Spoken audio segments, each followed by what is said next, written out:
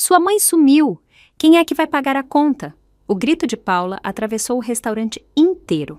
Todos os clientes se viraram para olhar para a nossa mesa. Era o aniversário dela, a festa dela, a celebração com 20 convidados que ela mesma tinha escolhido. E eu? Eu tinha acabado de me levantar, pegar a minha bolsa e caminhar na direção do banheiro.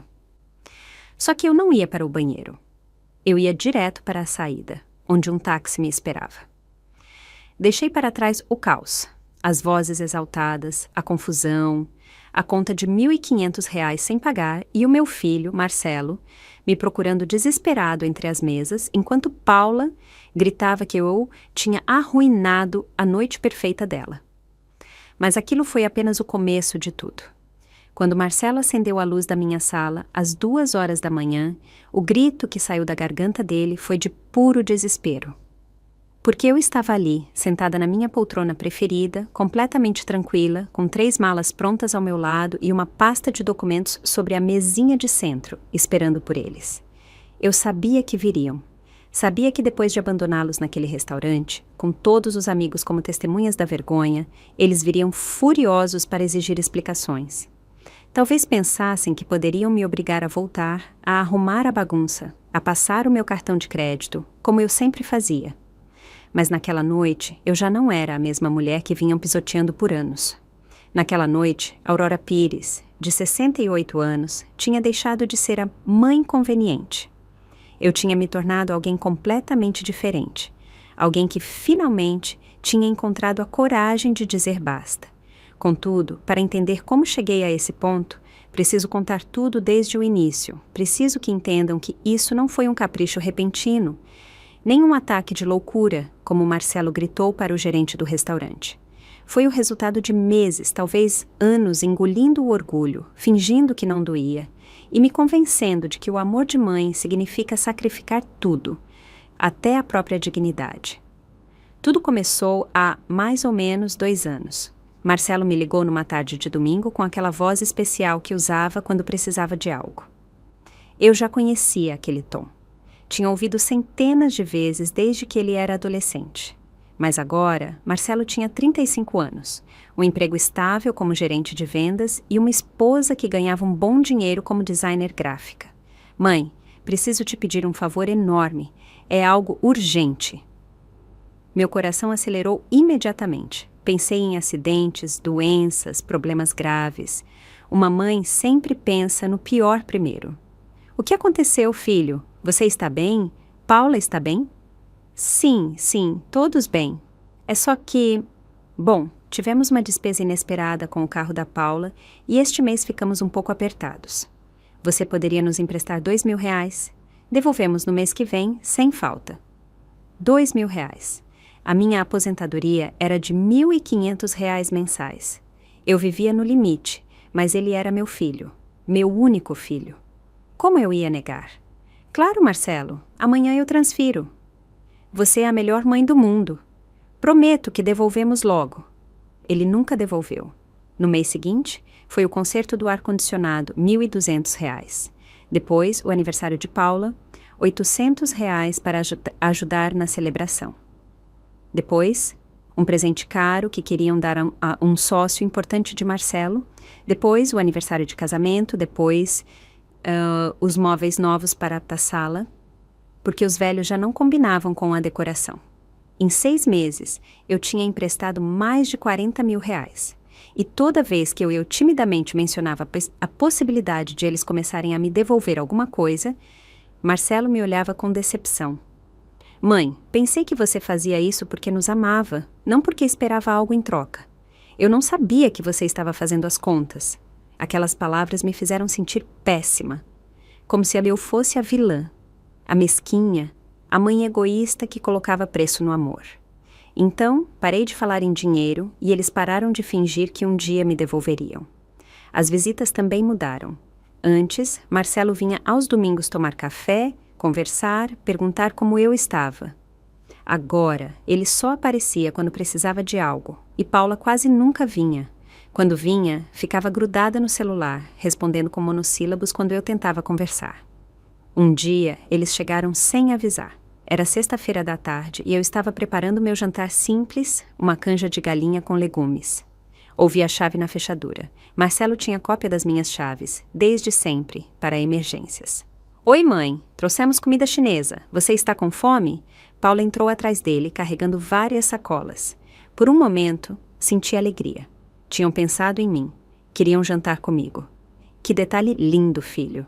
Eu estava cozinhando, mas não se preocupem com isso. Guardem a comida para amanhã.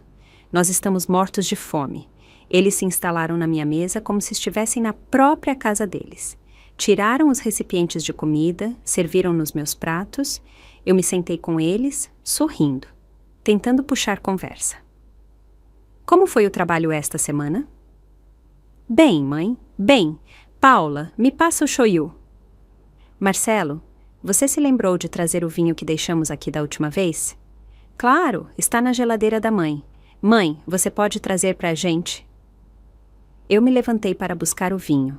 Era uma garrafa cara que eles tinham deixado semanas atrás. Servi 2 taças para eles. Não me ofereceram. Eles comeram rápido, falando entre si sobre coisas que eu não entendia, nomes de pessoas que eu não conhecia, lugares onde tinham estado e para os quais eu não tinha sido convidada. Eu me sentia como um fantasma na minha própria casa. Quando terminaram, Marcelo se recostou na cadeira com um suspiro satisfeito. Mãe, preciso falar com você sobre algo importante. Lá estava o tom de novo. O pedido disfarçado de conversa. Paula e eu estamos pensando em fazer uma viagem para o nosso aniversário. Algo especial, sabe? 3 anos de casados. Encontramos um pacote incrível para a praia de Maceió, tudo incluído. O problema é que é justamente neste mês e, com todos os gastos que tivemos... Ele não terminou a frase, não era preciso. Eu sabia exatamente o que viria. De quanto precisam? 8.000 reais. Eu sei que é muito, mãe, mas é o nosso aniversário. Só casamos uma vez. 8.000 reais. Quase 6 meses da minha aposentadoria. Marcelo, eu não tenho essa quantia disponível agora mesmo. Pela primeira vez em toda uma noite, Paula levantou o olhar do celular e me encarou diretamente. Havia algo frio nos olhos dela. Você não tem economias? Eu tenho algo guardado, mas é para emergências. E o que é mais importante do que a felicidade do seu próprio filho? Aurora. Marcelo trabalha tanto, ele merece umas férias. Nós faríamos o mesmo pelos nossos pais, se tivéssemos como. A forma como ela disse meu nome. Não, sogra, nem Dona Aurora, só Aurora. Como se fôssemos amigas, ou pior, como se ela tivesse algum tipo de autoridade sobre mim. Deixe-me ver o que posso fazer. Obrigada, mãe, sabia que podíamos contar com você. Eles foram embora meia hora depois, levando o resto do vinho e deixando os pratos sujos na mesa. Eu fiquei ali sentada, olhando os restos do jantar que eles tinham trazido, que eu não tinha pedido, que eles tinham devorado e pelo qual, agora, de alguma forma distorcida, eu teria que pagar com as minhas economias. Naquela noite, eu chorei pela primeira vez em meses. Não de tristeza, exatamente. Era algo pior. Era a sensação de ter me tornado invisível, de existir apenas como um meio para conseguir algo. Mas eu ainda não estava pronta para admitir isso. Ainda me convencia de que era assim que as famílias modernas funcionavam, que os filhos adultos precisavam de apoio, que eu estava sendo dramática. Eu transferi os 8.000 reais 2 dias depois. A viagem para Maceió durou 1 semana. Durante aqueles 7 dias, Marcelo me enviou exatamente 3 mensagens. A primeira foi uma foto deles no aeroporto com um "Já decolamos, mãe". A segunda foi uma imagem da praia. "Aqui está incrível". A terceira chegou no último dia. "Voltamos amanhã. Te amamos". 3 mensagens em 7 dias, pagas com as minhas economias de 2 anos.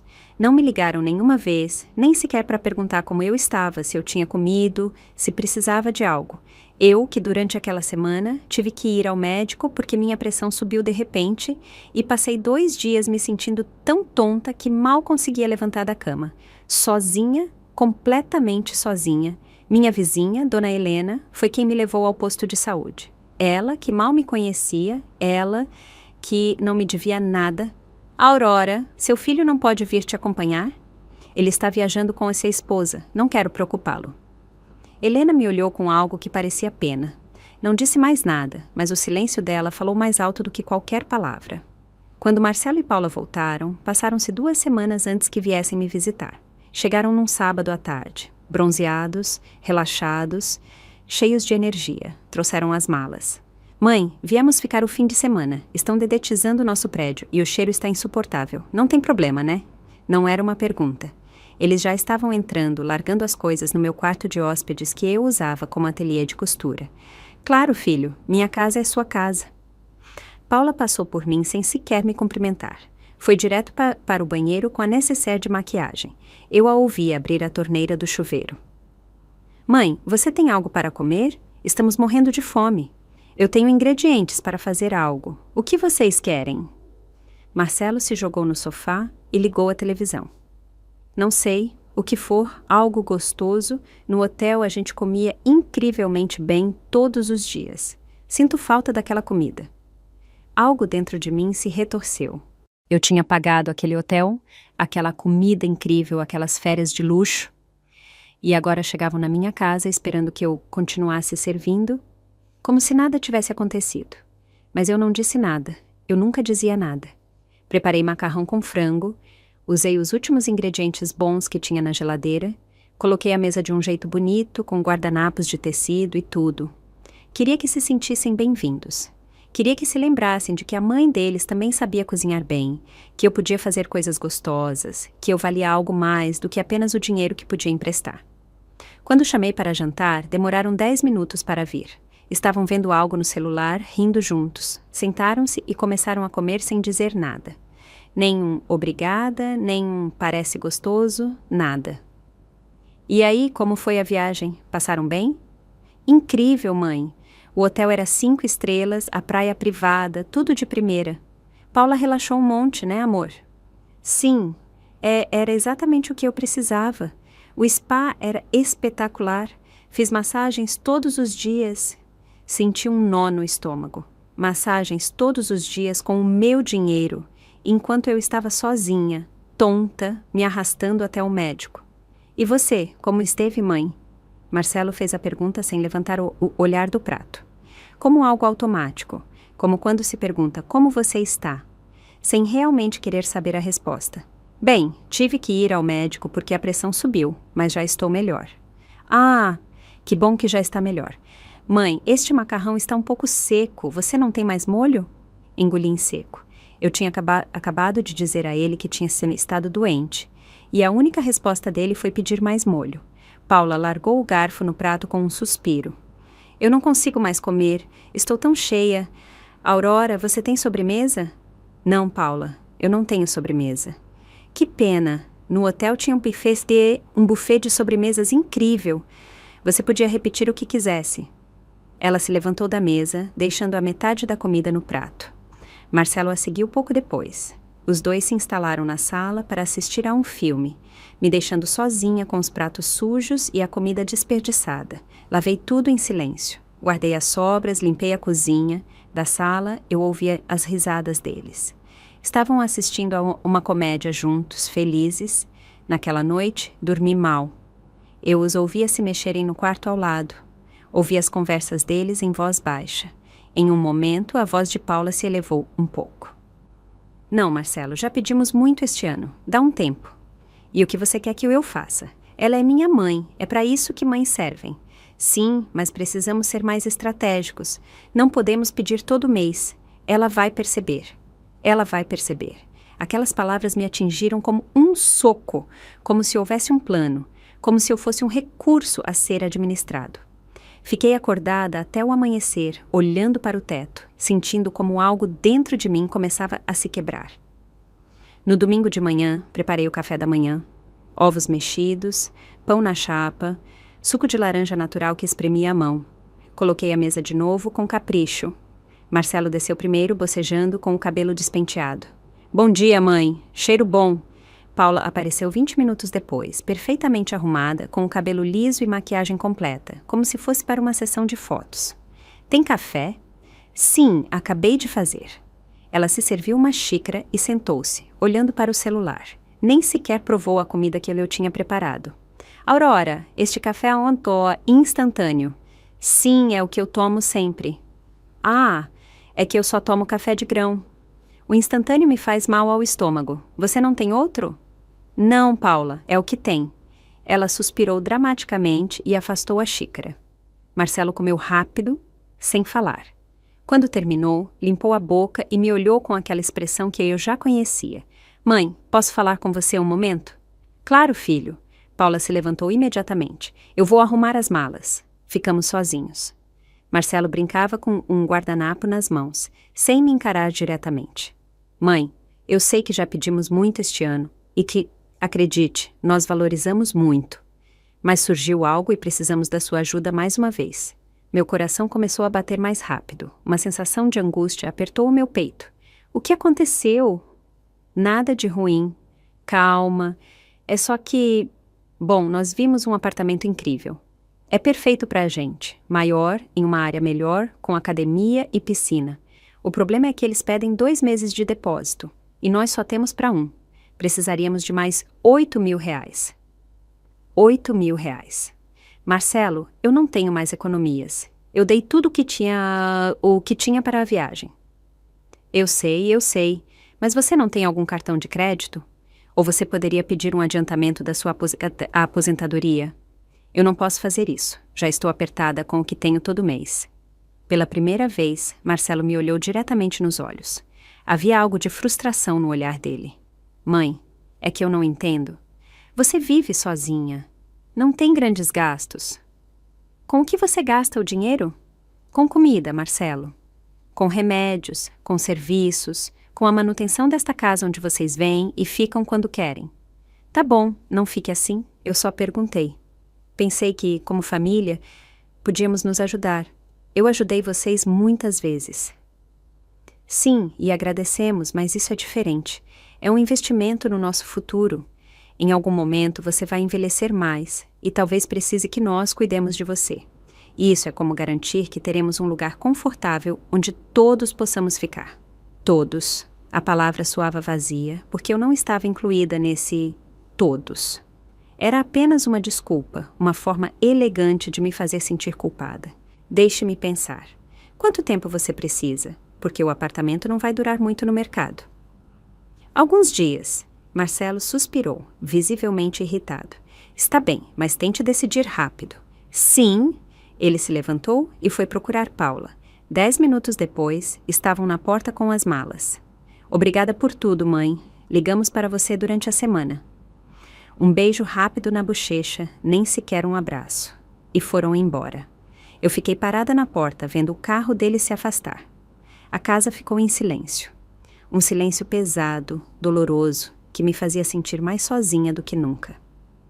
Entrei no quarto onde eles tinham dormido. As toalhas estavam jogadas no chão. A cama desfeita. Eles tinham usado o meu shampoo caro, aquele que eu guardava para ocasiões especiais. O frasco estava quase vazio. No banheiro, encontrei o tubo de pasta de dente espremido no meio, a tampa aberta, fios de cabelo de Paula no lavabo, manchas de maquiagem na minha toalha branca. Eu limpei tudo como um robô. Troquei os lençóis, arrumei, apaguei todo o rastro de que eles tinham estado ali, mas eu não podia apagar o que tinha ouvido na noite anterior. Precisamos ser mais estratégicos, como se eu fosse um problema para resolver, um obstáculo para contornar. Naquela noite, sentada na minha sala vazia, com a televisão desligada e apenas o som do relógio marcando os segundos, algo mudou dentro de mim. Era pequeno ainda, apenas um sussurro, mas estava ali. A dúvida, a pergunta incômoda que eu tinha evitado por meses. Quando foi que eu me tornei isto? Em alguém que só importa pelo que pode dar? Os dias seguintes foram estranhos. Marcelo me ligou 3 vezes naquela semana. 3 vezes em 7 dias, mais do que ele tinha me ligado nos últimos 2 meses juntos. Mas eu sabia que não era porque se preocupava com a minha saúde ou porque sentia minha falta. Era porque precisava de uma resposta sobre o dinheiro para o apartamento. Mãe, você já pensou? Preciso saber por que o proprietário está pressionando. Marcelo, de verdade, eu não posso, não tenho de onde tirar essa quantia. Mas você tentou pedir um empréstimo? Existem opções. Mãe, eu te ajudo a procurar um empréstimo. Ele queria que eu, uma mulher de 68 anos com uma aposentadoria de R$ 1.500 mensais fizesse um empréstimo para financiar o apartamento de luxo deles. Eu não vou me endividar, filho. O silêncio do outro lado da linha foi longo, incômodo. Está bem, entendi. Suponho que teremos que procurar outra opção. Ele desligou sem se despedir, sem dizer te amo, sem perguntar como eu estava. Apenas desligou. Por 2 semanas, eu não soube nada dele. Nada. Nem uma ligação, nem uma mensagem. Era como se eu tivesse deixado de existir no momento em que deixei de ser útil. Eu ficava olhando para o celular, esperando. Toda vez que tocava, meu coração disparava, pensando que seria Marcelo, mas eram apenas chamadas de telemarketing ou mensagens do banco. A solidão começou a pesar de uma forma diferente. Não era só estar fisicamente sozinha, era sentir que eu não importava para ninguém. Uma tarde, Dona Helena me convidou para tomar café na casa dela. Eu quase nunca aceitava convites, porque sempre pensava que Marcelo poderia aparecer ou ligar. Mas naquele dia, depois de 2 semanas de silêncio, eu aceitei. A casa dela cheirava a canela e a café coado na hora. Tinha fotos por toda a parte dos filhos, dos netos, das viagens, todos sorrindo. Parecia uma família de verdade. Há quanto tempo você não vê o seu filho, Aurora? 2 semanas. Ele está ocupado com o trabalho e tudo mais. Helena assentiu enquanto servia o café. Não disse nada, mas notei como os lábios dela se apertaram levemente.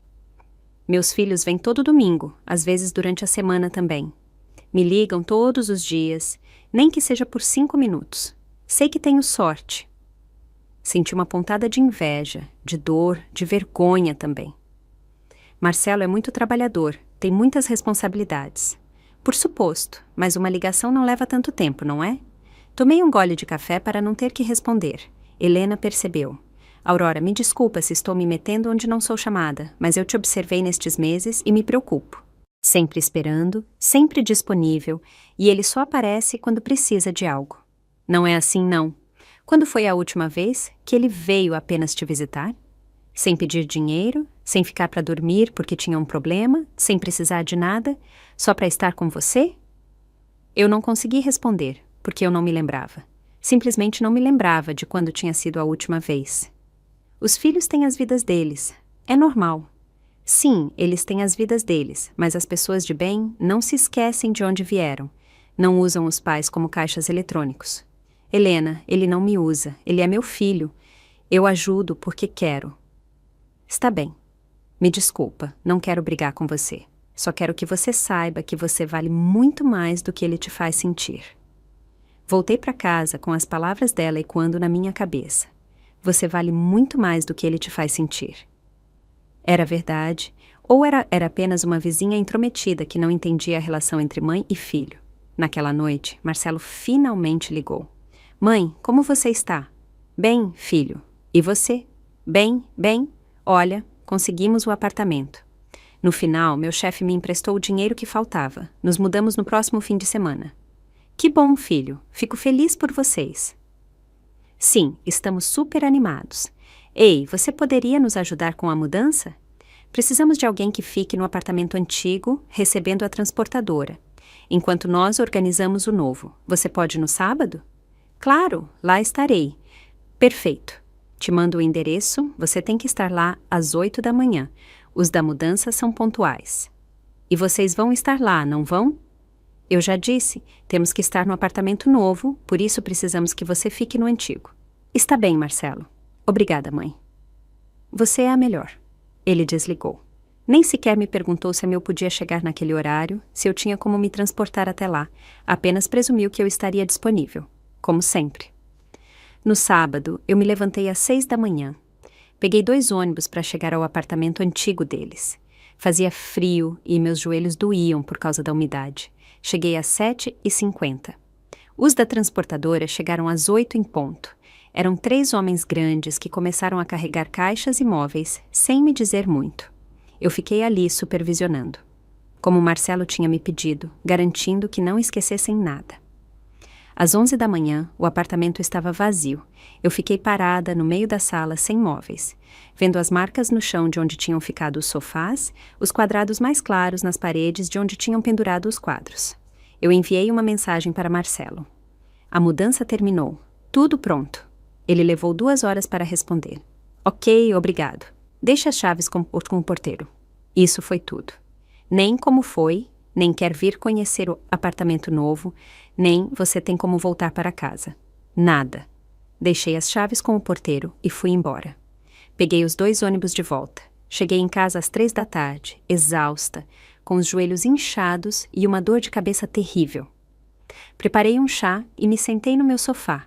Olhei para o meu celular. Nenhuma mensagem a mais. Nenhuma ligação. Foi naquele momento, naquele silêncio absoluto da minha casa vazia, que algo dentro de mim finalmente se quebrou. Não foi dramático. Não houve lágrimas. Apenas uma clareza fria que me atravessou como um raio. Eu não era a mãe deles. Eu era a funcionária, o banco pessoal, o recurso de emergência. Mas não era a mãe, porque as mães merecem amor, e o que eu estava recebendo não era amor. 2 semanas depois, recebi um convite por mensagem. Não era exatamente um convite, era mais um anúncio. Mãe, 15 de outubro é o aniversário de Paula. Vamos comemorar no restaurante Essencial, às 8 da noite. Confirme se pode ir. O restaurante Essencial, um dos mais caros da cidade. O tipo de lugar onde um jantar podia custar facilmente R$ 200 por pessoa. E conhecendo Paula, não seria um jantar simples. Eu confirmei que iria, não porque quisesse, mas porque ainda tinha aquela esperança tola de que talvez em uma celebração familiar eu pudesse recuperar algo da conexão que eu sentia perdida com meu filho. Os dias antes do aniversário foram estranhos. Marcelo não me ligou nenhuma vez, mas Paula sim, 3 vezes. Aurora, você já comprou meu presente? A pergunta me pegou de surpresa. Eu nem tinha pensado nisso. Ainda não, Paula. Tem algo específico que você queira? Bom, eu tenho uma lista de desejos em um magazine. Posso te mandar o link. Tem coisas de vários preços, mas obviamente as que eu mais gosto são as que estão entre R$ 800 e R$ 1.200. R$ 1.200 em um presente para minha nora, que nem sequer me tratava com respeito, que mal me dirigia a palavra, que me chamava pelo meu nome como se fôssemos amigas quando claramente não éramos. Vou ver o que posso fazer. Perfeito. E outra coisa, seremos umas 20 pessoas no jantar. Marcelo e eu vamos pagar a nossa parte, óbvio. Mas seria legal que você, como sogra, cobrisse algo também. Não sei. Talvez as bebidas ou a sobremesa. O que você acha? Ela não perguntou se podia. Ela disse que seria legal, como se fosse minha obrigação. Como se eu tivesse a obrigação de financiar a festa de aniversário dela com 20 convidados que eu nem sequer conhecia. Paula, eu não sei se consigo cobrir algo adicional.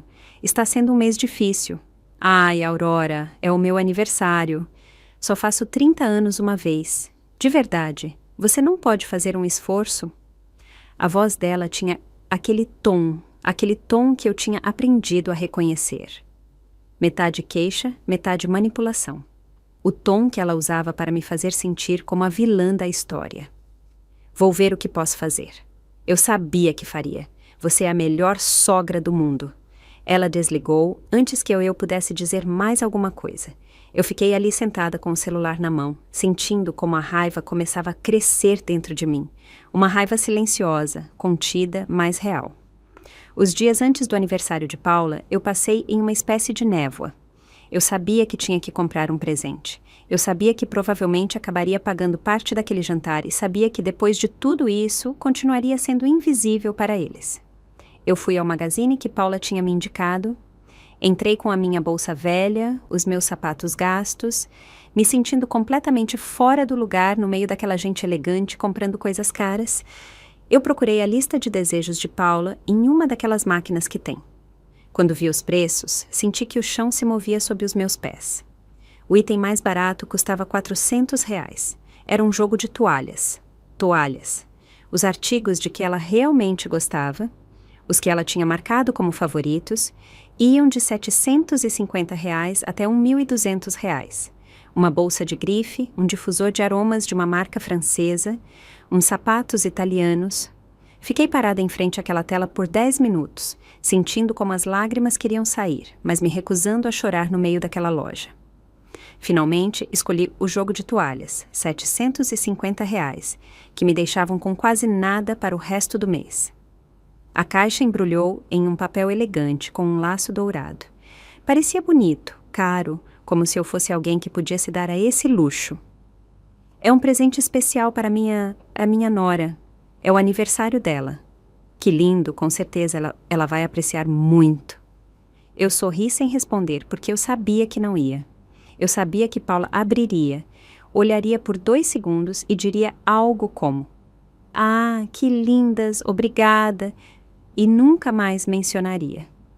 No dia do aniversário, eu me arrumei o melhor que pude. Coloquei o meu vestido menos velho, o que eu guardava para ocasiões especiais. Me maquiei um pouco, penteei o cabelo com cuidado. Eu queria parecer apresentável. Queria que Marcelo se sentisse orgulhoso da mãe dele. Cheguei ao restaurante Essencial às 8 em ponto. Era um lugar impressionante. Tetos altos, lustres de cristal, toalhas de mesa, brancas impecáveis. O tipo de lugar onde você se sente pobre só por respirar o ar. Uma recepcionista me recebeu com um sorriso profissional. "Tem reserva?" "Eu estou com o grupo de Paula, a aniversariante. Por aqui, por favor." Ela me levou até o fundo do restaurante, onde havia uma mesa longa já cheia de gente. Reconheci Marcelo imediatamente. Ele estava rindo com um grupo de homens, com uma taça de vinho na mão. Ele usava uma camisa nova que eu não conhecia. Parecia feliz, relaxado. Paula estava na outra ponta, rodeada de mulheres elegantes com vestidos caros e joias brilhantes. Ela usava um vestido vermelho justo que provavelmente custava mais do que 2 meses da minha aposentadoria. A maquiagem dela estava perfeita. O cabelo estava penteado em ondas suaves que caíam sobre os ombros. Fiquei parada ao lado da mesa, esperando que alguém me notasse. Passaram-se vários segundos, talvez 1 minuto. Ninguém me viu. Finalmente, Marcelo levantou o olhar. "Ah, mãe, você chegou. Sente-se onde encontrar espaço." Ele não se levantou, não veio me cumprimentar, não me apresentou aos amigos. Apenas me indicou vagamente a mesa e voltou à conversa dele. Encontrei uma cadeira vazia, quase no final da mesa, longe de Marcelo e longe de Paula. Eu me sentei entre 2 casais jovens que eu não conhecia. Eles estavam falando entre si, rindo de algo que eu não entendia. "Oi", disseram, "oi", sem realmente me olhar, e continuaram a conversa. Eu fiquei ali sentada com o meu presente no colo, me sentindo completamente invisível. Um garçom se aproximou com a carta de vinhos. "Deseja pedir algo para beber?" "Água? Está bom, obrigada." "Tem certeza? Temos uma excelente seleção de vinhos." "Só água, por favor." Eu não ia gastar dinheiro com vinho quando sabia que provavelmente teria que contribuir para pagar aquela conta. O jantar começou. Trouxeram entradas que eu não tinha pedido, mas que apareceram na minha frente de qualquer maneira. Camarões envoltos em bacon, brusquetas com cogumelos, pequenas porções de salmão defumado. Tudo parecia delicioso, mas eu mal conseguia comer. Eu estava com o estômago fechado. Ao meu redor, todos riam e conversavam, faziam brindes, contavam histórias. Eu estava no meio de 20 pessoas e me sentia mais sozinha do que na minha casa vazia. Em um momento, Paula se levantou e pediu atenção. "Quero agradecer a todos por virem celebrar comigo. Este ano foi incrível. Eu tenho um marido maravilhoso, amigos incríveis e uma vida que eu não trocaria por nada. Brindemos pela vida, pelo amor e por muitos anos mais de felicidade." Todos levantaram as taças. Eu levantei o meu copo de água. Ninguém notou.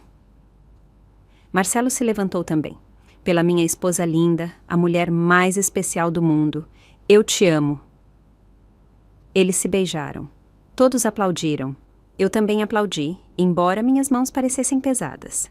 Trouxeram o prato principal. Eu tinha pedido o mais econômico do menu. Um frango que, de qualquer maneira, custava R$ 150. Os outros pediam cortes de carne que custavam R$ 250, R$ 300, lagosta, vieiras, pratos que vinham com nomes em francês que eu nem sequer conseguia pronunciar. Eu comi devagar, tentando fazer o meu prato durar, ter algo para fazer com as mãos enquanto todos conversavam entre si. A mulher ao meu lado contava para o marido sobre uma viagem que planejavam para a Europa. O homem do outro lado falava sobre investimentos na bolsa. Eu não tinha nada a acrescentar àquelas conversas, nada em comum com aquelas pessoas. Eu não viajava, não investia, mal sobrevivia mês a mês com a minha aposentadoria. Depois do prato principal veio a sobremesa. Uma torre de carolinas com calda de chocolate para toda a mesa e depois o bolo, um bolo enorme de 3 andares decorado com flores comestíveis douradas. Provavelmente custava mais de R$ 800 só o bolo. Cantamos Parabéns para você. Paula soprou as velas. Mais aplausos, mais brindes. Depois veio o momento dos presentes. Um por um, os convidados entregavam as caixas embrulhadas em papéis elegantes. Ela as abria com entusiasmo, mostrando cada presente. Um perfume francês, uma carteira de grife, uns brincos de ouro. Um vale para um spa, cada presente mais caro do que o anterior. Quando chegou a minha vez, estendi a minha caixa com laço dourado. Feliz aniversário, Paula. Obrigada, Aurora. Ela abriu o presente rapidamente. Olhou para as toalhas. Nem sequer as tirou completamente da caixa. Ah, que lindas! Obrigada. E já largou a caixa de lado e passou para o presente seguinte. R$ 750 descartados em 2 segundos. Senti algo quente subir pela minha garganta. Não era choro, era raiva. Uma raiva que tinha se acumulado por meses e que agora ameaçava explodir. Quando ela terminou de abrir todos os presentes, o garçom trouxe a conta. Ele a deixou no centro da mesa. Ninguém a tocou por um momento. Todos continuavam conversando, tomando o último gole de suas taças, terminando o café. Depois, Marcelo a pegou. Eu vi como os olhos dele se arregalaram um pouco ao ver o total. Ele se virou para dizer algo a Paula em voz baixa. Ela assentiu. Depois, ele olhou para onde eu estava. Mãe, você pode vir um momento? Eu me levantei e caminhei até eles. Minhas pernas tremiam levemente. Olha, a conta saiu um pouco mais alta do que pensávamos. São R$ 1.500 no total. Nós vamos colocar 1.100. Você poderia cobrir o restante? Sabe, como sua contribuição para o aniversário de Paula. R$ 400. Quase um mês de comida para mim. Mais do que o dobro da minha conta de luz.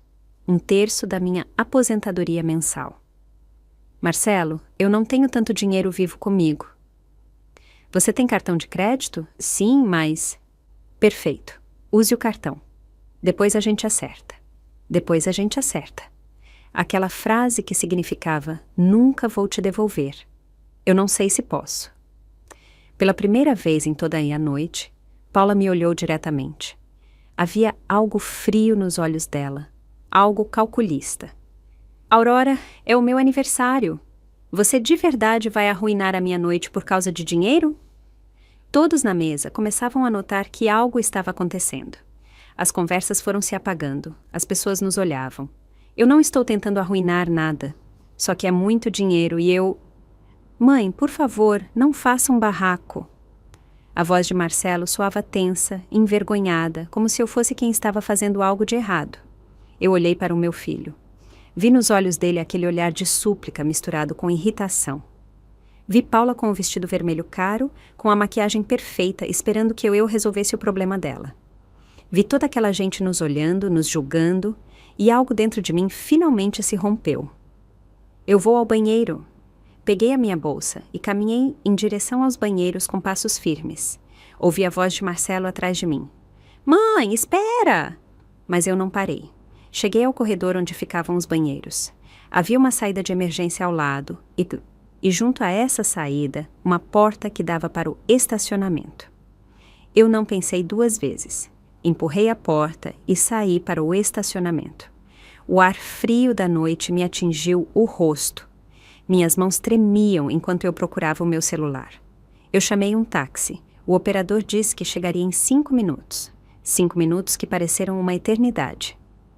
Fiquei parada na escuridão do estacionamento, escondida atrás de um carro, esperando. Meu coração batia tão forte que eu podia ouvi-lo nos meus ouvidos. A cada segundo, eu esperava ouvir a voz de Marcelo me chamando. Esperava que ele saísse para me procurar, mas ninguém saiu. O táxi chegou. Eu entrei rápido e dei o meu endereço. Enquanto nos afastávamos do restaurante, olhei para trás pela janela. As luzes do Essencial brilhavam à distância. Lá dentro, estavam todos celebrando, comendo, rindo. E eu tinha acabado de abandoná-los com uma conta de R$ 1.500 sem pagar. Pela primeira vez em anos, eu não senti culpa. Senti algo parecido com liberdade. Cheguei em casa, paguei o táxi com as últimas notas que tinha na carteira. Entrei e tranquei a porta. Todas as luzes estavam apagadas, a casa estava fria e silenciosa. Mas em vez de ir para o meu quarto chorar, como eu tinha feito tantas outras vezes, caminhei diretamente para o meu armário. Peguei as 3 malas que eu tinha guardado, coloquei-as sobre a minha cama e comecei a me arrumar. Não foi uma decisão emocional. Foi prática, fria, calculada. Eu sabia exatamente o que estava fazendo. Enquanto dobrava as minhas roupas e as colocava nas malas, o meu celular começou a tocar. Era Marcelo. Eu não atendi. Ele ligou de novo. Eu não atendi. Depois chegaram as mensagens. Mãe, onde você está? Por que você foi embora assim? Isso é muito vergonhoso. Todos estão perguntando por você. Você tem que voltar agora mesmo. Eu coloquei o celular no silencioso e continuei arrumando. Peguei os meus documentos importantes, meu passaporte, meus papéis do banco, os títulos de propriedade da casa.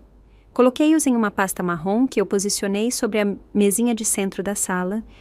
Depois, fui para o meu pequeno cofre, aquele que eu tinha escondido no fundo do armário. Dentro, eu guardava um dinheiro que eu tinha economizado em segredo durante o último ano. Não era muito, mas eu tinha guardado aos poucos, R$ 100 aqui, 300 ali, me privando de coisas para ter alguma segurança.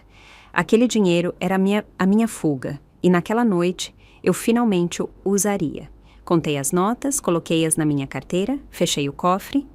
Olhei para o relógio. Eram 10h30 da noite.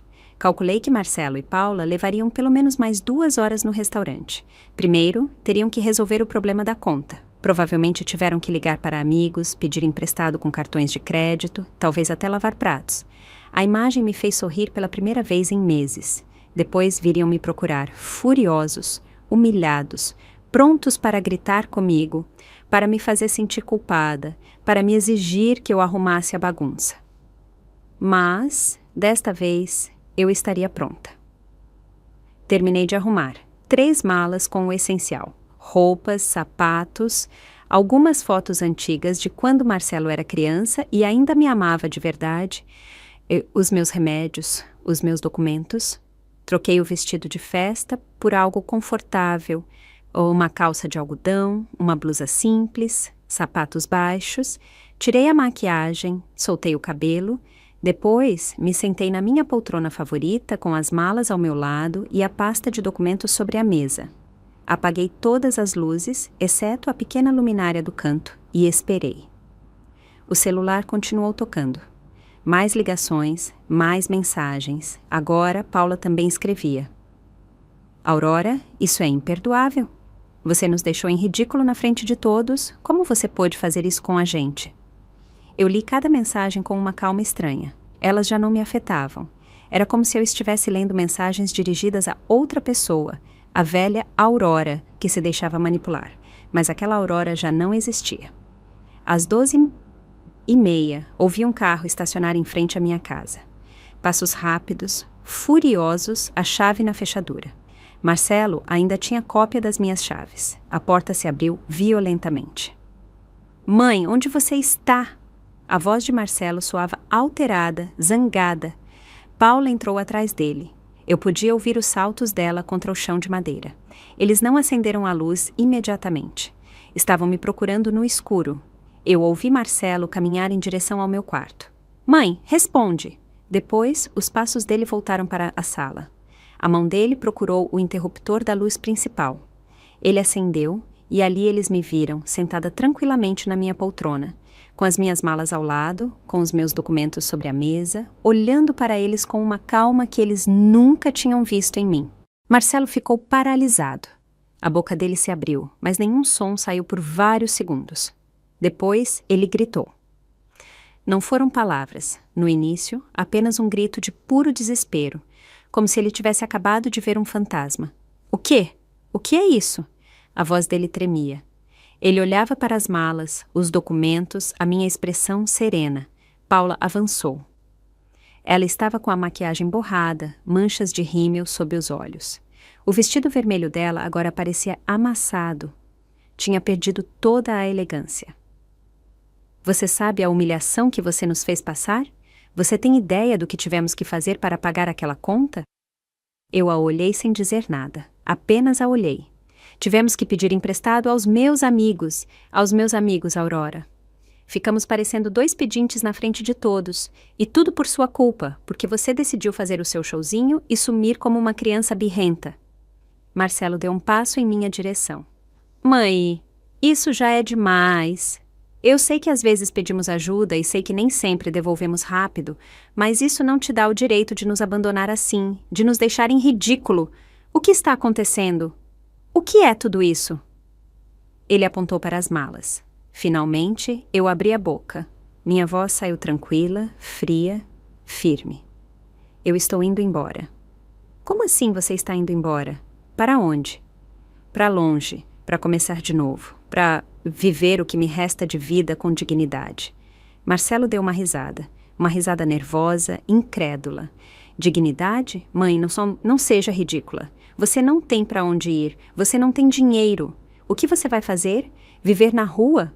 Eu tenho dinheiro, eu tenho economias que vocês não sabem e tenho planos. Planos? Mas você não pode fazer nada sozinha.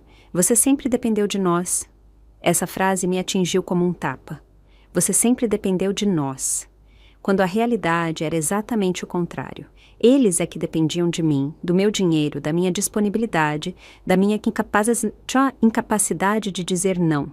Eu nunca dependi de vocês, Marcelo. Vocês dependeram de mim, da minha aposentadoria, das minhas economias, da minha casa, do meu tempo. Durante 2 anos, eu fui o banco pessoal e a empregada gratuita de vocês. E nunca, nenhuma única vez, vocês demonstraram verdadeiro agradecimento. Paula bufou. Ah, por favor, nós pedimos ajuda como qualquer família normal. Não é para tanto. Não é para tanto? Mais de 40 mil reais em 2 anos, Paula. 40 mil reais que vocês nunca me devolveram, que saíram da minha aposentadoria de 1.500 reais mensais, enquanto vocês viajavam para Maceió, compravam roupas caras e se mudavam para apartamentos de luxo.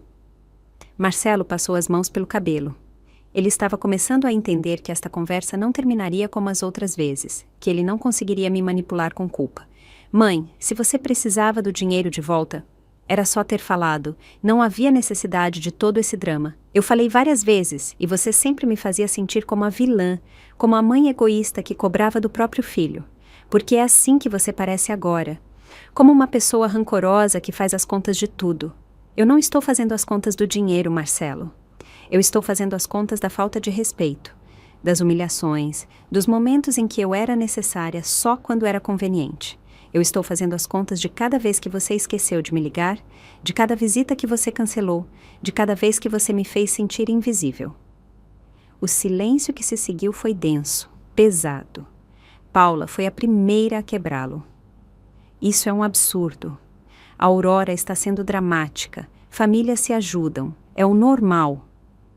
Famílias se respeitam, Paula.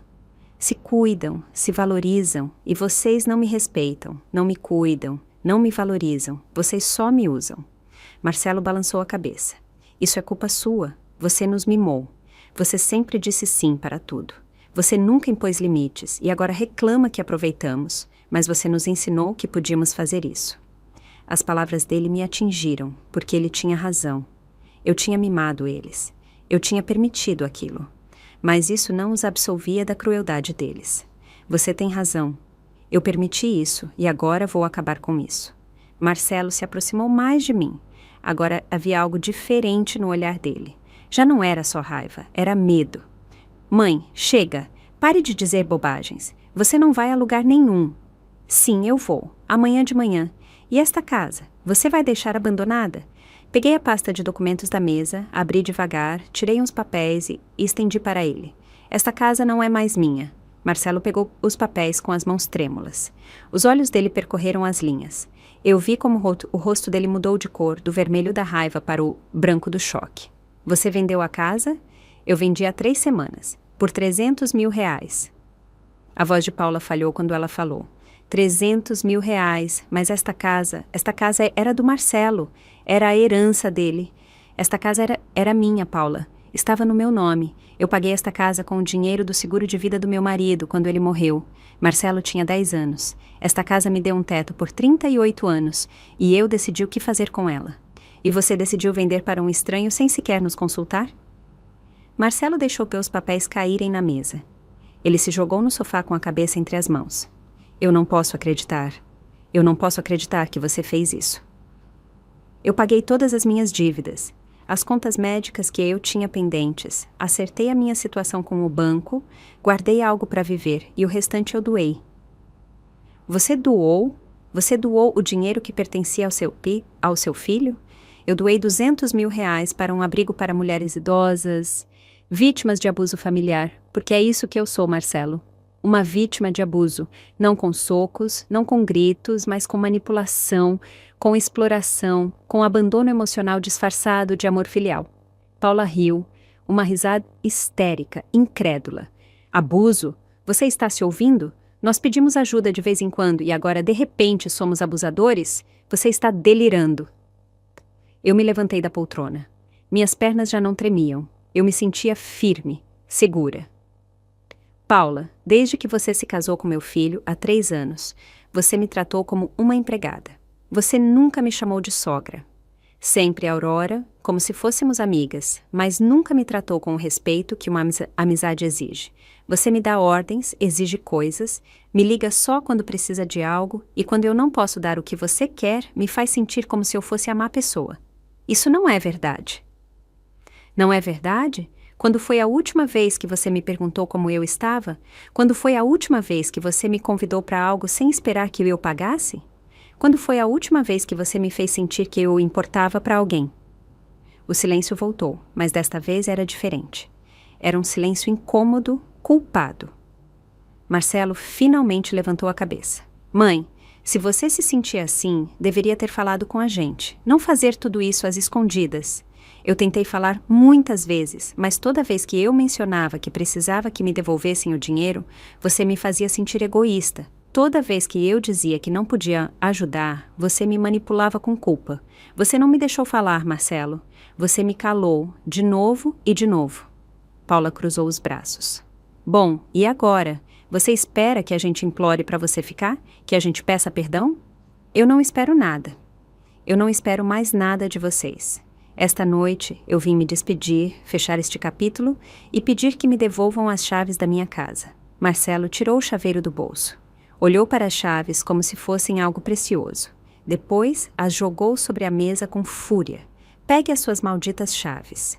Eu as peguei e as guardei na minha bolsa. Os novos proprietários tomam posse da casa no 1º de novembro. Vocês têm 2 semanas para tirar qualquer coisa que tenham deixado aqui. Depois disso, não é mais minha responsabilidade. Para onde você vai? Isso não é mais problema de vocês. Paula deu um passo em minha direção. Havia algo ameaçador na postura dela. Você sabe que isso é um erro, não sabe? Você vai ficar sozinha, completamente sozinha, sem família, sem ninguém para cuidar de você quando ficar doente ou quando não puder se virar sozinha. E então, o que você vai fazer? Eu a olhei diretamente nos olhos. Eu prefiro ficar sozinha e em paz, do que acompanhada e miserável. E se chegar o dia em que eu não puder me virar sozinha, existem instituições, existem lugares onde as pessoas idosas recebem cuidados dignos, sem ter que pagar com a própria dignidade. Lugares onde você não se sente um fardo. Marcelo se levantou do sofá de repente. Você é uma egoísta que só pensa em si mesma. Demos anos da nossa vida, incluímos você nas nossas celebrações, fizemos você se sentir parte da família, e é assim que você nos paga? Me fizeram sentir parte da família, Marcelo. Esta noite, eu me sentei naquela mesa rodeada de 20 pessoas e me senti mais sozinha do que nunca. Ninguém falou comigo, ninguém me perguntou nada. Eu era apenas a carteira que devia aparecer no final para pagar a conta. Isso não é família. Isso é exploração. Chega! Eu não quero mais ouvir as suas queixas de vítima. A voz de Marcelo era fria. Agora, todo o rastro de súplica tinha desaparecido. Só restava desprezo. Então vão embora. Saiam da minha casa. Vocês têm 2 semanas para recolher as coisas de vocês. Depois disso, eu não quero mais ver vocês. Não quer mais ver a gente? Assim, fácil? Depois de tudo o que fizemos por você? O que vocês fizeram por mim exatamente, Paula? Me diga uma única coisa real que vocês tenham feito por mim nos últimos 2 anos.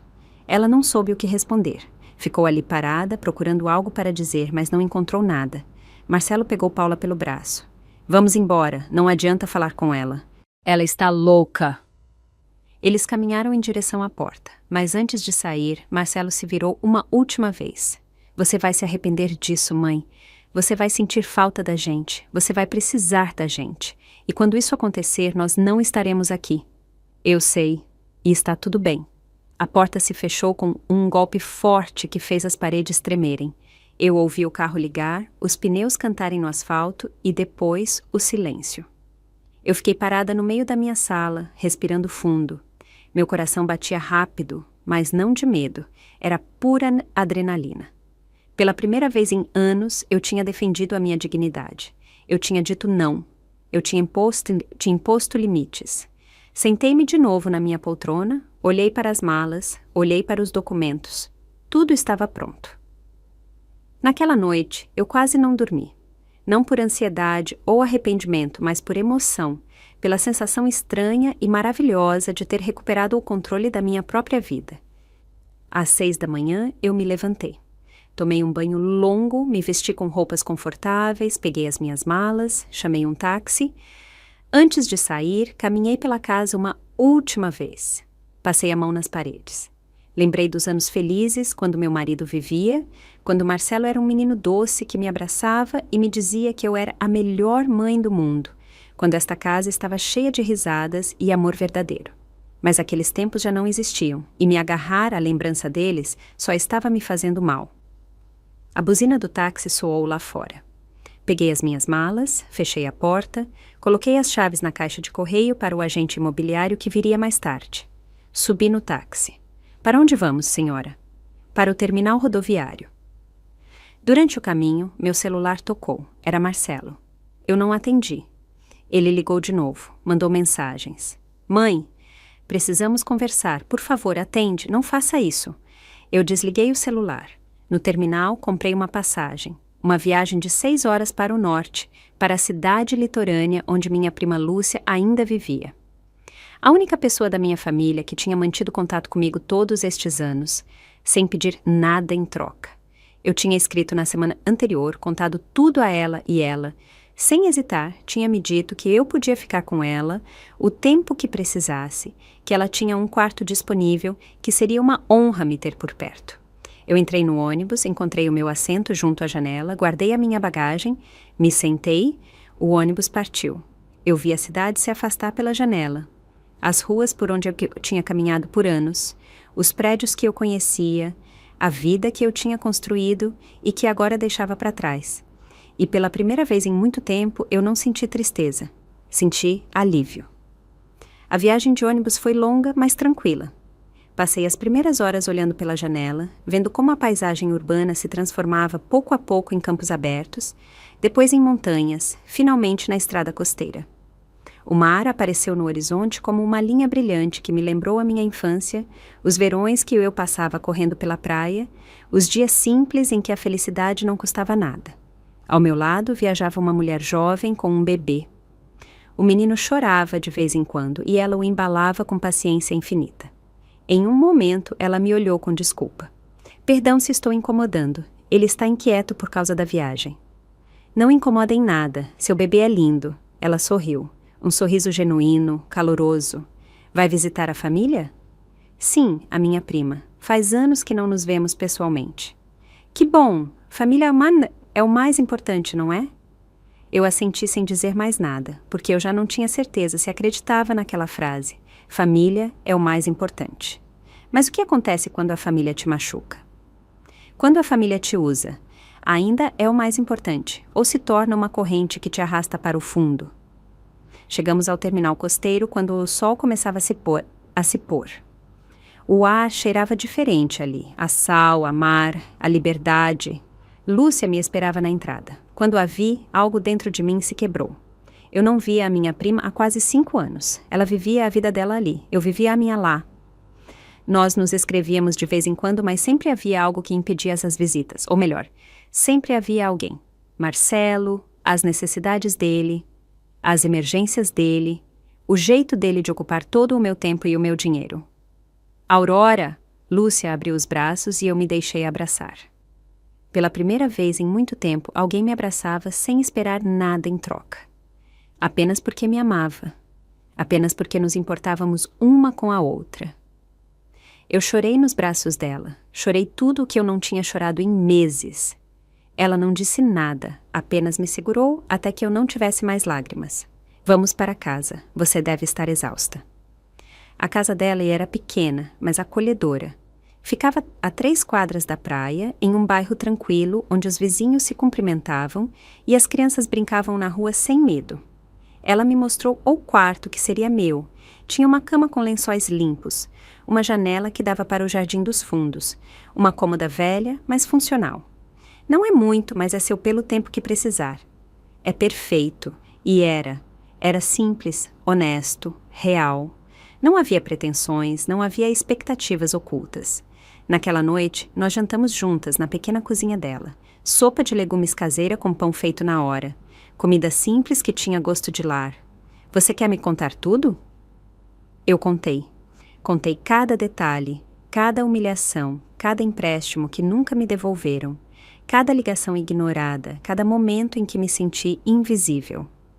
Contei sobre o aniversário de Paula, sobre como eu tinha abandonado o restaurante, sobre o barraco na minha casa às 2 da manhã. Lúcia me ouviu sem interromper. Quando terminei, ela pegou a minha mão sobre a mesa. Você fez o certo. Você acha? Às vezes eu penso que fui muito drástica, que eu devia ter tentado conversar com eles mais uma vez. Aurora, me escute bem.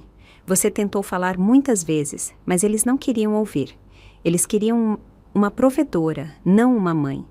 E você merece ser tratada com respeito e amor, não como um recurso que se explora até que se esgote. As palavras dela me consolaram de uma forma que eu não sentia há anos. E se eu me arrepender? E se em alguns meses eu sentir falta do Marcelo e quiser voltar? Então você voltará, mas será uma decisão sua, feita a partir de um lugar de força, não de desespero. Por enquanto você precisa se curar. Você precisa se lembrar de quem você é, além de ser a mãe do Marcelo. Naquela noite, eu dormi profundamente pela primeira vez em meses. Sem sobressaltos, sem ansiedade, sem esperar que o celular tocasse com um novo pedido, uma nova emergência.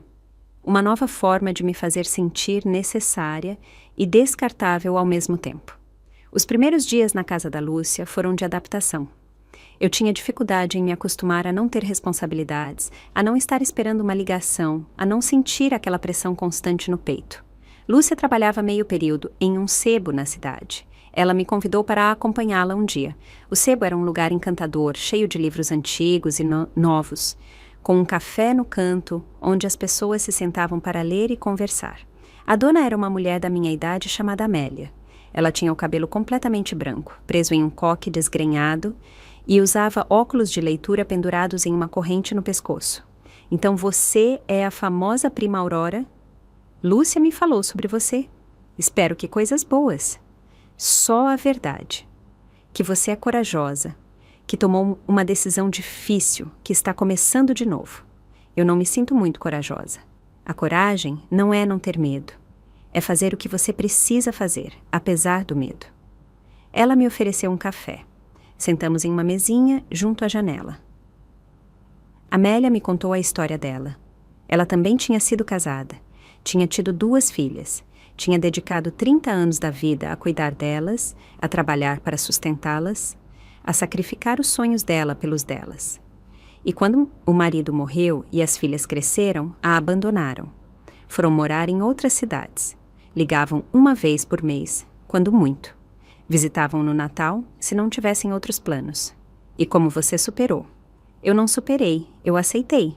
Aceitei que dei tudo o que podia dar, que fiz tudo o que devia fazer e que a falta de gratidão delas não diz nada sobre mim, diz tudo sobre elas. Depois, abri este sebo. Encontrei uma nova família nos livros, nos clientes que se tornaram amigos, nesta comunidade pequena que me acolheu. Eu sinto falta delas todos os dias, mas eu já não preciso delas. E essa é a diferença. As palavras dela ecoaram em mim por dias. Eu comecei a ajudar no sebo. No início, apenas organizando livros, limpando prateleiras.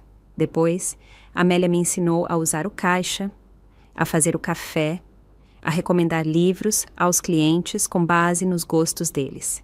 Pela primeira vez em anos, eu me senti útil de uma forma que não doía. Eu me senti valorizada. Amélia me pagava um pequeno salário.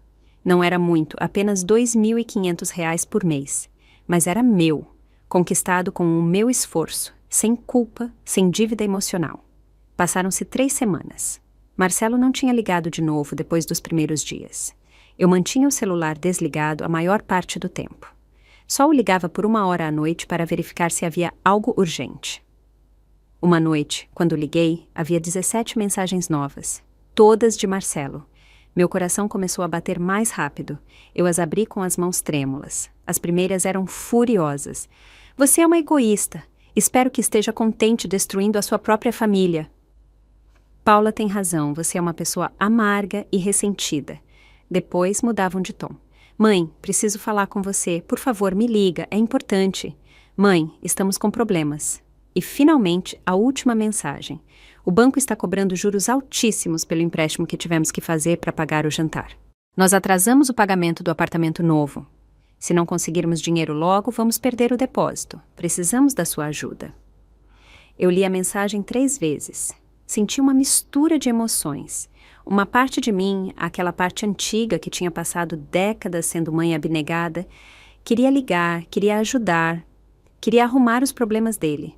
Mas outra parte de mim, mais nova, mais forte, sabia-se a verdade. Eles não sentiam minha falta. Eles não precisavam de mim. Eles precisavam do meu dinheiro. E se eu desse a eles, nem que fosse 1 centavo, tudo voltaria a começar. O ciclo de exploração, a dinâmica de abuso disfarçado de amor filial. Eu apaguei as mensagens. Desliguei o celular de novo. Lúcia me viu da cozinha. Você está bem? Sim, estou bem. E era verdade. Pela primeira vez em muito tempo. Eu estava realmente bem. Os dias se tornaram semanas. Outubro terminou. Novembro chegou com um ar mais fresco e o cheiro de folhas secas. A casa que tinha sido minha já tinha novos proprietários. Marcelo e Paula devem ter tido que tirar as coisas deles. Aquela parte da minha vida estava completamente fechada. No sebo, comecei a conhecer gente. Havia um grupo de leitura que se reunia toda quinta-feira à tarde. Mulheres da minha idade, algumas mais velhas, algumas mais jovens, todas com histórias, todas com cicatrizes, todas buscando conexão e compreensão. Uma delas, Juliana, me convidou para caminhar na praia uma manhã. Ela tinha 70 anos, era viúva e vivia sozinha há 1 década. Você sabe qual é o segredo para ser feliz na nossa idade, Aurora? Não, qual é? Parar de esperar que os outros preencham nossos vazios, aprender a estar completa por nós mesmas e construir uma família escolhida, em vez de nos agarrarmos à família biológica que nos machuca. Família escolhida? Sim, as pessoas que escolhemos ter nas nossas vidas porque nos acrescentam, nos respeitam, nos valorizam. Não porque compartilhamos sangue, mas porque compartilhamos carinho real.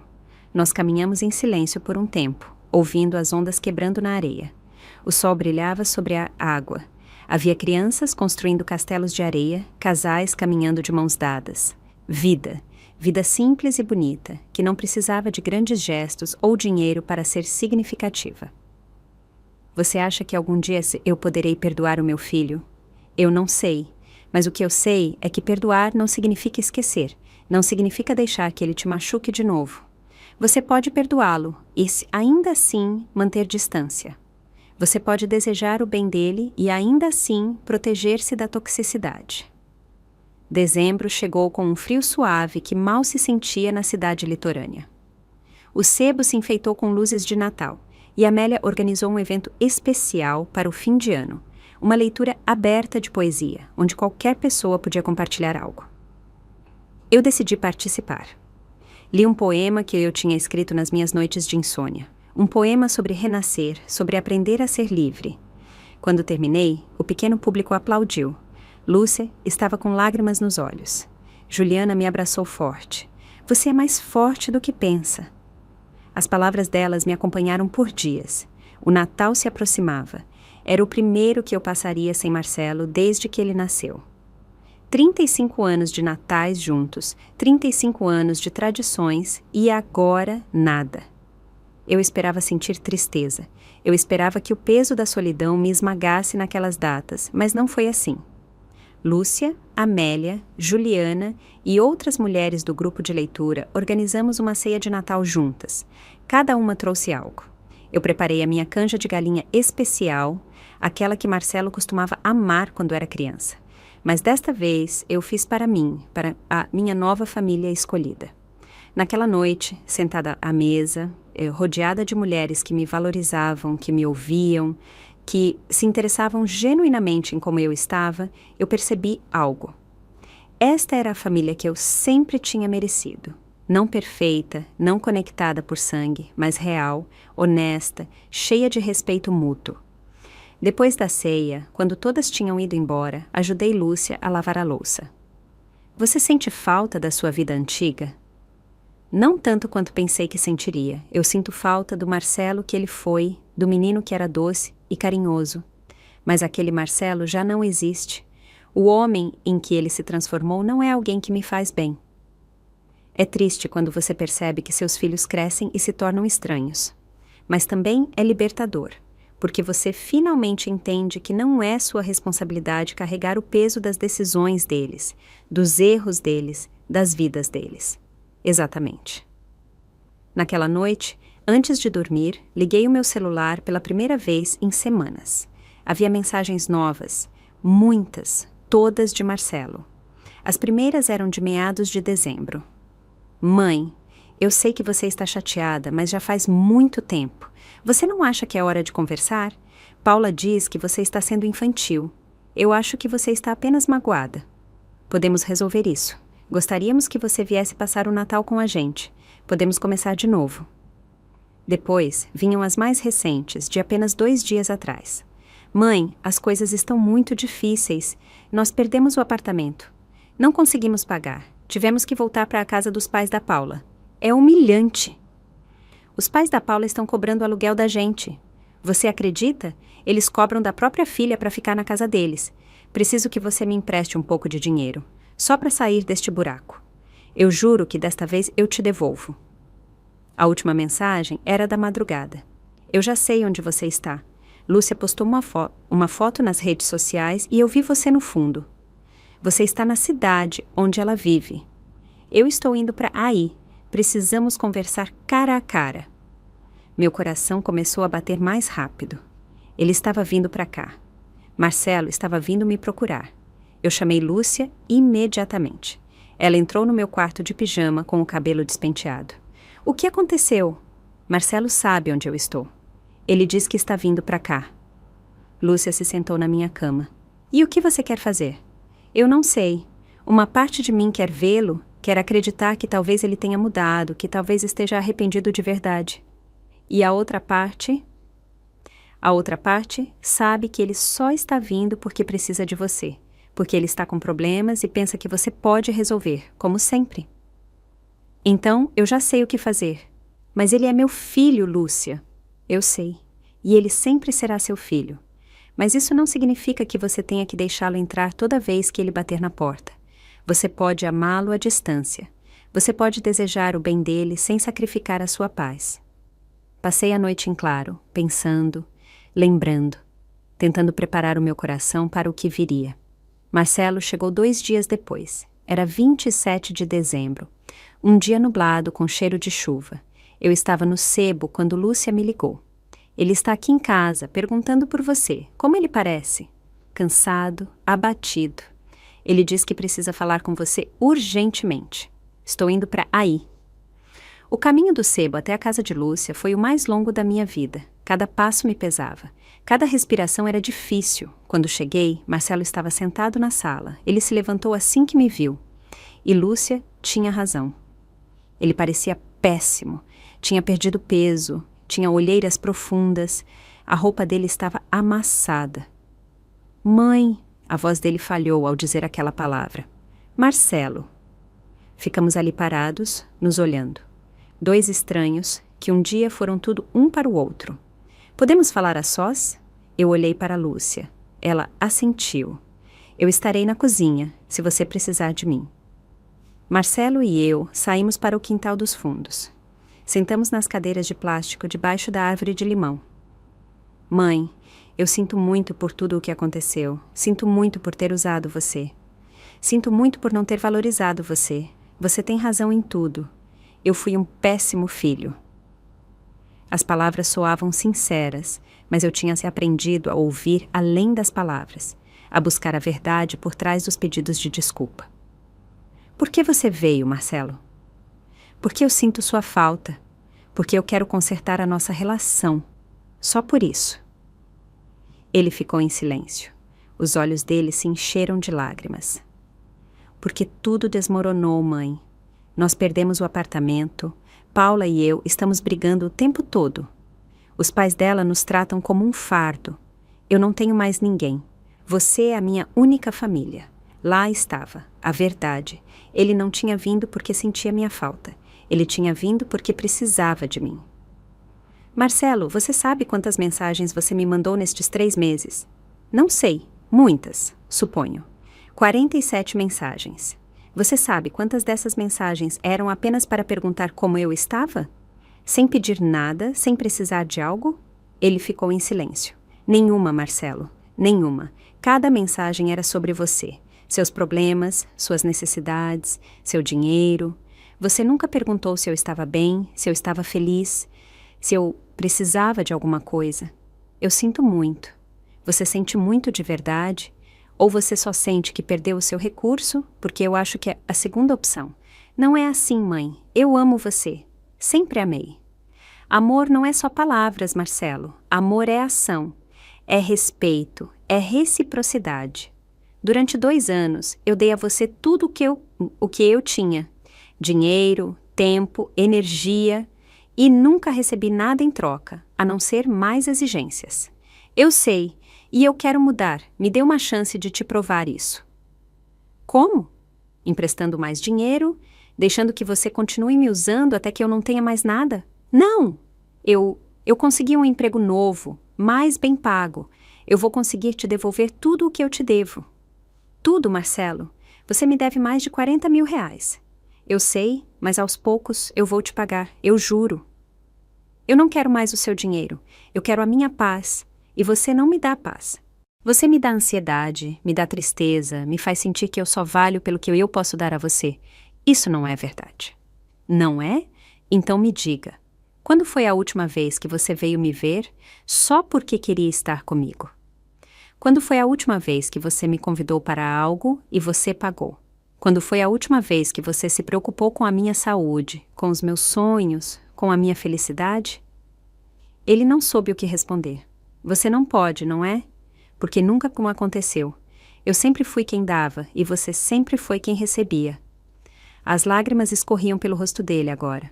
E o que você quer que eu faça? Que eu peça perdão de joelhos? Que eu sofra? Que eu me rasteje? Eu não quero nada disso. Eu só quero que você me deixe em paz, que me deixe ser feliz sem culpa, que entenda que eu tenho o direito de viver a minha vida sem estar amarrada às suas necessidades constantes. Mas você é minha mãe. E você é meu filho. Mas isso não me torna sua propriedade. Não me torna a sua solução para cada problema. Você é um adulto. É hora de você agir como tal. Ele se levantou da cadeira, caminhou alguns passos, passou as mãos pelo cabelo. Quando ele se virou, havia algo diferente no olhar dele. A máscara de vulnerabilidade tinha caído. Agora só restava a raiva. Quer dizer que é isso? Você me abandona, assim como abandonou o jantar, assim como abandonou a casa, assim como abandonou Paula e eu. Eu não abandonei vocês. Vocês me descartaram muito antes. Eu apenas parei de estar disponível para ser usada. Sabe de uma coisa? Você tem razão. Eu não vim aqui para consertar nada. Eu vim porque precisava de dinheiro, porque pensei que ainda podia convencer você, mas vejo que você se tornou egoísta e amarga. As palavras dele já não me doíam como antes. Era como se eu tivesse desenvolvido uma camada protetora, uma armadura invisível feita de autorrespeito e clareza. Se ser egoísta significa cuidar de mim mesma, então sim, eu sou egoísta. Se ser amarga significa não deixar que me explorem mais, então sim, eu sou amarga. E eu estou em paz com isso. Marcelo balançou a cabeça, incrédulo. Eu não te reconheço. Você não é a mãe que eu criei. Exatamente. Eu já não sou a mãe que você criou para te servir. Agora, eu sou a mulher que eu devia ter sido sempre. Uma mulher com dignidade, com limites, com amor próprio. Ele se virou para ir embora, mas antes de chegar à porta do quintal, ele parou. E se eu precisar de você algum dia? Se algo grave acontecer comigo, você também não vai estar lá? A pergunta me atingiu o peito, porque ali estava o dilema eterno de toda mãe. Onde termina o amor e onde começa a autodestruição? Se algo realmente grave acontecer com você, algo que ameace a sua vida ou a sua segurança, eu quero que você saiba que você sempre será meu filho. Mas os seus problemas de dinheiro não são emergências de vida ou morte. São consequências das suas decisões, e essas já não são minha responsabilidade. Nós nos olhamos pela última vez. Eu vi nos olhos dele que ele finalmente entendia, que não havia mais volta, que a mãe que ele conhecia já não existia. Adeus, mãe. Adeus, Marcelo. Eu o vi se afastar, a figura dele ficando cada vez menor até desaparecer. E então eu deixei sair o choro que eu tinha contido. Chorei pelo filho que perdi, pelo relacionamento que nunca foi o que eu sonhei, pelos anos que eu dei sem receber. Chorei por tudo. Lúcia saiu para o quintal e me abraçou sem dizer nada. Apenas me segurou enquanto eu esvaziava toda a dor que carregava dentro de mim. Você fez o certo. Não parece, porque dói. O amor sempre dói quando você tem que soltar, mas a dor de soltar é menor do que a dor de se agarrar a algo que te destrói. Passaram-se os dias, depois as semanas. Janeiro chegou com um ano novo cheio de possibilidades. Marcelo não me procurou mais, não ligou, não escreveu. E embora uma parte de mim ainda esperasse alguma mensagem, uma parte maior aprendeu a viver com a ausência dele. Em fevereiro, Amélia me ofereceu um emprego de tempo integral no sebo. Eu aceitei imediatamente. Com o meu salário de R$ 2.500 mensais, mais a minha aposentadoria, eu podia viver com conforto. Não era uma vida de luxo, mas era uma vida digna, uma vida minha. Eu me mudei para um pequeno apartamento a 2 quadras da praia, um espaço minúsculo, mas suficiente, com uma cozinha onde eu preparava as minhas refeições, com uma sala onde eu lia à tarde, com uma cama onde eu dormia profundamente, sem ansiedade. O grupo de leitura se tornou a minha rotina favorita. Toda quinta-feira nos reuníamos para discutir livros, mas acabávamos falando da vida, das nossas experiências, das nossas cicatrizes. Todas nós tínhamos histórias parecidas. Filhos ingratos, famílias que nos tinham usado, relacionamentos que nos tinham esvaziado, mas também tínhamos esperança. Tínhamos a segunda chance de construir uma vida que nos preenchesse, em vez de nos esvaziar. Em março, Juliana organizou uma viagem para as montanhas próximas, um fim de semana de retiro para o nosso grupo. Fomos 8 mulheres, todas com mais de 60 anos, todas com histórias de sobrevivência. Durante aquele fim de semana, sentadas ao redor de uma fogueira sob as estrelas, compartilhamos as nossas verdades mais profundas, os nossos arrependimentos, os nossos sonhos, os nossos medos. Quando chegou a minha vez de falar, eu disse algo que eu tinha guardado no meu coração. Eu passei 35 anos sentindo que eu não era suficiente, que se eu desse mais, se eu me sacrificasse mais, se eu amasse mais, meu filho finalmente me veria, me valorizaria, me amaria como eu amava ele. Mas a verdade é que nunca fui eu que não era suficiente. Era ele quem não estava disposto a me ver. Todas as mulheres assentiram, algumas choraram. porque todas tínhamos vivido alguma versão daquela história. Amélia falou depois. A coisa mais difícil que eu tive que aprender é que você não pode obrigar ninguém a te valorizar, nem mesmo os seus próprios filhos. Tudo o que você pode fazer é valorizar a si mesma e se afastar de quem não faz isso. Naquela noite, eu dormi sob as estrelas, enrolada em um cobertor, cercada de mulheres que me entendiam. E pela primeira vez na minha vida adulta, eu me senti completamente livre. Abril chegou com flores silvestres e dias mais longos. Uma tarde, enquanto eu organizava livros no sebo, o sino da porta tocou. Eu levantei o olhar e fiquei paralisada. Era Marcelo, mas ele não vinha sozinho. Ele trazia uma menina pequena pela mão, uma menina de talvez 3 anos, com o cabelo encaracolado e os olhos do meu falecido marido. Mãe, a voz dele soava diferente, mais suave, mais humilde. Marcelo. Ficamos ali parados, com metros de distância entre nós que pareciam quilômetros. Esta é Sofia, sua neta. Meu coração parou. Neta. Desde quando? Paula estava grávida quando tudo aconteceu. Nós não te contamos. Por quê? Bom, porque pensamos que você ia voltar, que tudo era apenas um chilique temporário. Sofia nasceu em janeiro. Eu olhei para a menina. Ela me observava com curiosidade, agarrada à perna do pai. Olá, Sofia. Ela escondeu o rosto atrás da perna de Marcelo. Nós não viemos pedir nada. Eu só queria que você a conhecesse. Pensei que você tinha o direito de saber que tem uma neta. Amélia saiu dos fundos. Avaliou a situação imediatamente. Aurora, você quer fazer um intervalo? Sim, por favor. Nós saímos para a pequena varanda atrás do sebo. Marcelo pegou Sofia e a sentou em um banco. Ela brincava com uma boneca de pano. Como está Paula? Bem, estamos bem. Nos mudamos para um apartamento menor, mas administrável. Eu estou trabalhando em 2 empregos. Ela voltou a trabalhar em casa. Não é fácil, mas estamos conseguindo. Eu estou feliz por isso, mãe. Eu não vim pedir dinheiro. Eu vim te dizer que você tinha razão em tudo. Eu fui um filho terrível. Usei você. Desrespeitei você. Dei você como certa. E quando você finalmente foi embora, quando finalmente fiquei sem a sua rede de segurança, eu tive que enfrentar os meus próprios erros, as minhas próprias irresponsabilidades. Marcelo, por favor, me deixe terminar. Quando Sofia nasceu, quando eu a tive nos meus braços pela primeira vez, eu entendi algo. Eu entendi o amor incondicional.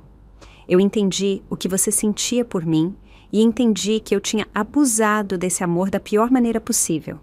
As lágrimas escorriam pelo rosto dele. Eu não espero que você me perdoe. Eu não espero que voltemos a ser como antes. Eu só queria que você soubesse que eu sinto muito, que eu finalmente entendo e que, tomara que um dia, quando Sofia crescer, eu possa ser para ela o tipo de pai que você merecia que eu fosse para você. Eu olhei para minha neta, tão pequena, tão inocente, tão alheia a toda mais a dor que existia entre os adultos ao redor dela. Eu posso pegá-la? Marcelo assentiu, levantou Sofia e a passou para mim. A menina me olhou com aqueles olhos grandes e curiosos. Olá, pequena. Eu sou a sua vovó Aurora. Vovó. Sim, vovó. Ela sorriu e algo dentro de mim derreteu. Mas não era a mesma fraqueza de antes. Era algo diferente. Era amor, sim, mas amor com limites, amor com proteção. Marcelo, eu aprecio que você tenha vindo. Eu aprecio o seu pedido de desculpa, mas você precisa entender algo. Eu já não sou a mesma mulher que você conheceu. Eu não vou mais sacrificar a minha paz para fazer parte da sua vida. Eu entendo. Se você quiser que Sofia me conheça, se você quiser que ela tenha um relacionamento com a avó, terá que ser sob os meus termos, com respeito, com limites claros, sem expectativas de que eu vou resolver os seus problemas ou financiar a sua vida. Eu concordo. Eu não quero nada disso.